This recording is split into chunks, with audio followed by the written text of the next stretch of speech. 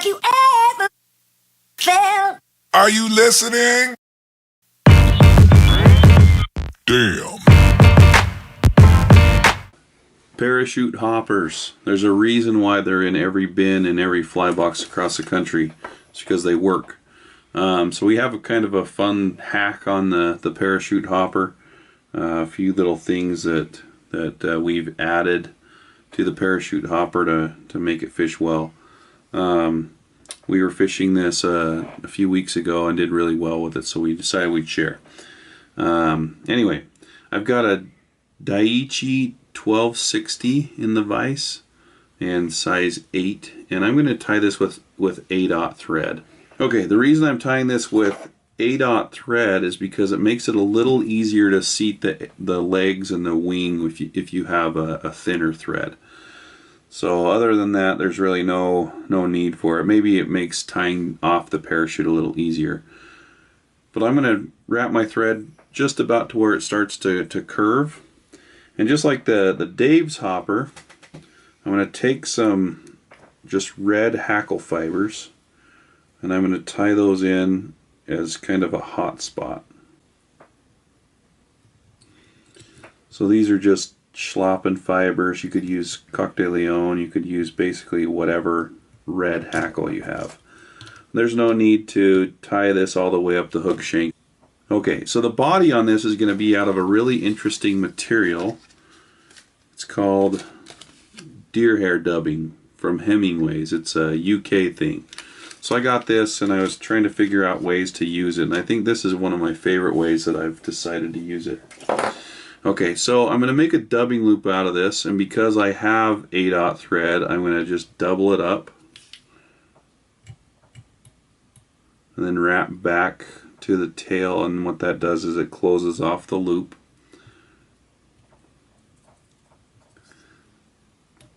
I'll take the dubbing twister and stick it in there, and now I'm going to take some of this dubbing and just build a loop.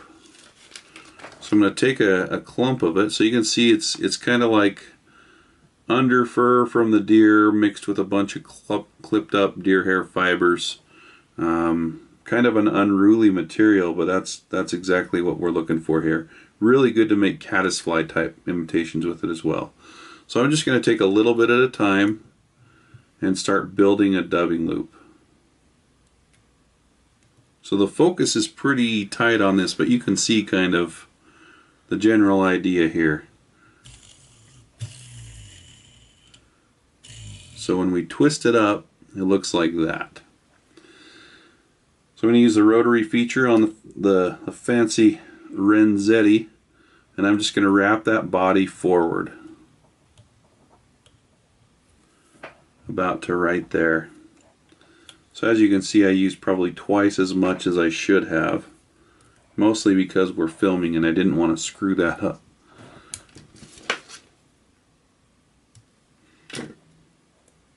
So once we're here, I'm just going to take like a little dubbing brush. This is the Tiemco one, and just pick that out and make sure that the fibers are all kind of poking out from the hook shank.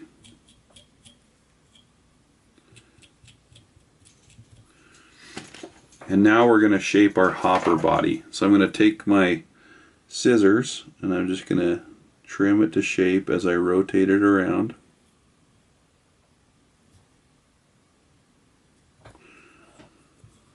So you can see that makes a really slick hopper body, and this stuff is super buoyant too. You could put a rib through it if you wanted, but this is pretty gnarly just like that. Okay. Now, what I do to tie in the wing is, because my thread's so thin, I can wrap now into that body a little bit, and you can't really see my thread still, which doesn't really matter, but it's kind of cool. Now, I've taken some loon soft head, and I've just coated I think this is a grouse feather, but you could use partridge, you could use pheasant, you could use turkey, but this kind of looks cool, and as you stroke the soft head onto the feather, it kind of creates this pointy shape. So I'm just going to tie it in just like this, so that the whole feather goes all the way to the end of the tail that we made.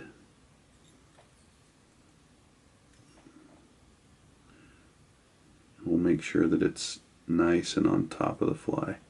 So just like that. So that's our hopper wing.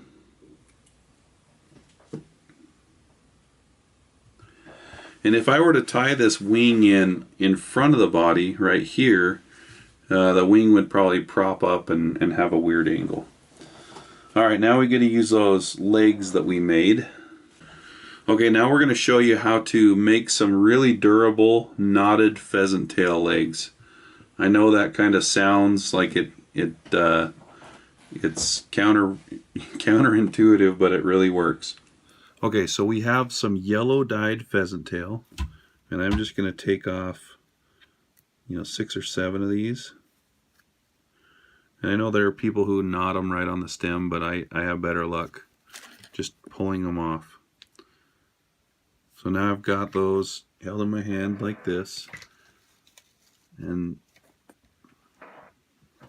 there are a whole bunch of kind of knot making tools that you can get, and this one's just one that I've had for a long time. The brand doesn't necessarily matter on this one. So there's kind of a trick to this. So I'm going to grab these fibers, and the more fibers you have, the trickier it is. I'm just going to make a loop, and I'm going to pinch that in between my fingers. You can see I screwed up one shot at it already. Okay, so I've got them looped in my fingers like this. I'm going to come up under. I'm going to loop through those legs.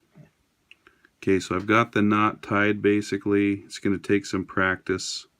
I still can't do it on camera apparently. And then you just pull it tight. So that's actually a pretty good angle, but I'm going to screw this angle up for you. So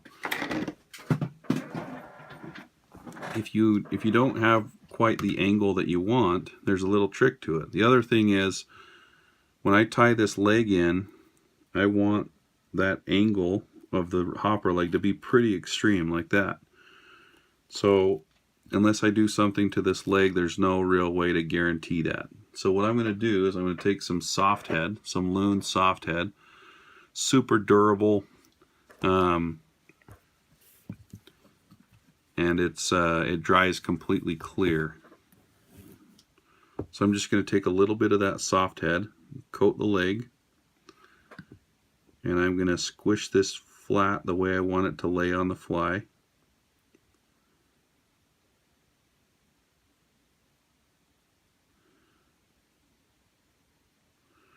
Add just a tiny bit more.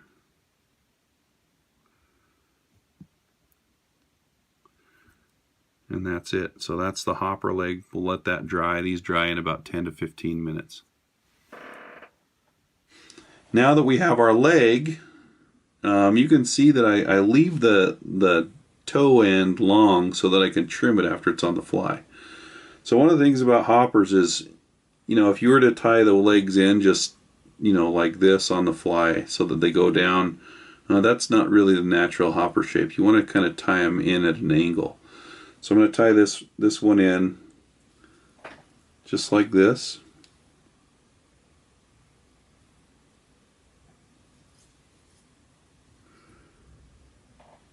So our hopper leg is like that, kind of arching up above the body. And I'm going to do it on the other side, matching up the knot distance, I guess, from the one on the front side. And you can adjust these just right. So you can see that my hopper legs are now at a good angle. Now once they're that way, I'm going to tie them in quite a bit tighter.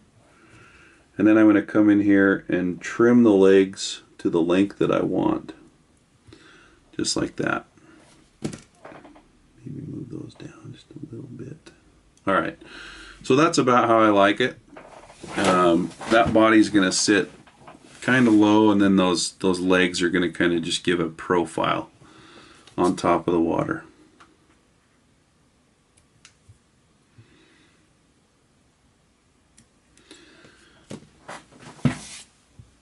Okay, so now we're going to tie a parachute post in, but we're going to tie it in kind of where all this junk is tied in. So I went back and forth a lot, and I realized that if you just take some dubbing, which I have some Nature Spirit hair, Snowshoe Hare's foot dub in gray, and it matches up really well with this gray deer hair dubbing. And I'm just going to bulk up this head. You got to remember that hoppers have really fat heads. So you want to bulk up that head. By adding this under bulk, it's not going to make the fly too bulky at all. So once I'm here, I'm going to tie in a parachute post, and I'm just going to do that out of EP trigger point fiber. This is PMD color. It's kind of becoming my go-to for parachute posts on really visible flies. So I'm going to take a pretty healthy chunk of it, and I'm going to tie that in right about here where my thread's hanging.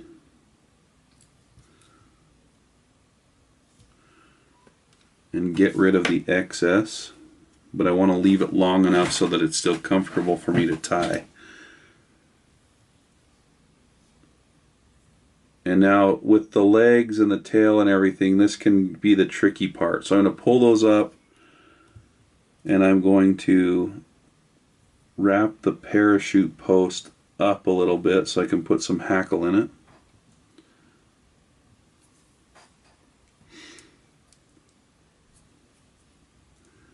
And I'm going to bulk up this head even more, so I'm going to probably go up a little bit higher than I normally would on a parachute fly.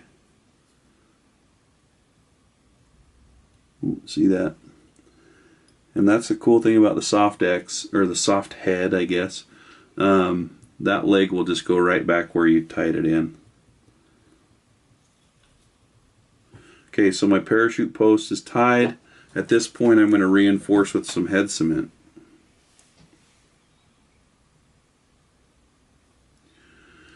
And that will just keep my parachute post from twisting all around.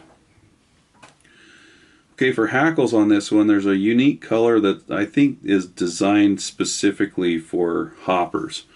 But it's called dyed golden straw. So if you can ever find it, get it. And it's typically only in the whiting high and dry range. Now people ask us all the time about this the high and dry hackle. It's every bit as good as a bronze, and we tie with it all the time. So if you can get some, get it. Another good color for this is grizzly dyed March brown. They're very similar in color. So what I'm going to do is I'm going to take this, and the thread's hanging behind the parachute post, and I'm going to put these hackles in kind of at an angle, shiny side facing me, and just tie that in with one wrap. Then gently pull those upward and wrap those up the post.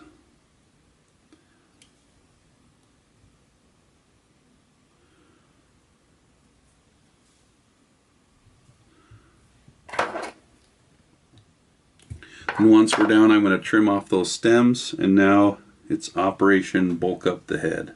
So to bulk up the head, we're just using Nature Spirit Snowshoe Rabbit foot dubbing. Another pretty buoyant material.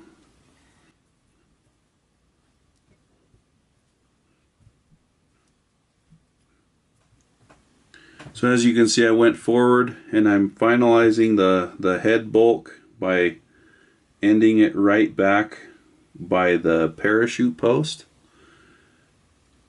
And then I'm going to take one turn around the parachute post and let my thread there hang there. And the reason for that is because I'm going to tie off the parachute hackles on the parachute post. So with both hackles at the same time, I'm going to kind of crease those down.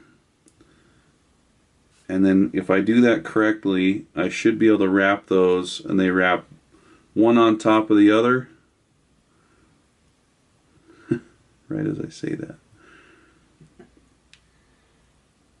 They wrap one on top of the other, and shiny side facing down. Now, don't be shy with the hackle on this. This is a terrestrial pattern that can handle a little bit of bulk. So once I get that wrapped to where I want it, I'll take my thread and I'll tie it 2 times. You can see what I did is I wrapped my thread underneath the wrapped hackle and on top of the unwrapped hackle. And now we're tied off very securely. Hackles are trimmed. This guy's going to drive somebody nuts. Boom. OCD guys, you're welcome. Alright, and now to finish this fly off, instead of whip finishing it, which I think ruins a lot of parachute patterns, I'm going to take some super glue on a bodkin, just a little bit, you can see how much I have there, and jam that in right at the back of the parachute. And that will seep into your thread and instantly secure it.